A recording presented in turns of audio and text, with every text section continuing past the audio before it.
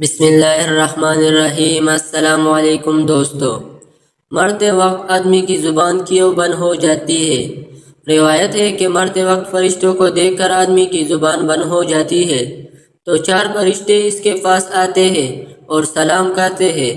پہلا فرشتہ سلام کرنے کے بعد کہتا ہے، اے اللہ کے بندے، میں تیرے رزق پر موکل تھا، میں تمام زمین پر تلاش کر آیا ہوں، مجھے تیرے رزق کا لقمہ کہیں نہیں ملا۔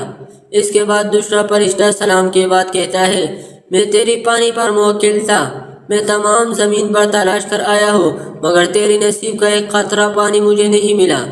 تیسرا فرشتہ کہتا ہے، میں تیری سانس پر موکل تھا مگر اب زمین پر کہیں بھی ایک سانس نہیں نظر آیا۔ پھر چوتھا فرشتہ کہتا ہے کہ میں تیری عمر پر موکل تھا، اب زمین پر تیری عمر کا کوئی حصہ موجود نہیں۔ اس کے بعد نامہ اعمال اس کو دکھائے جاتے ہیں۔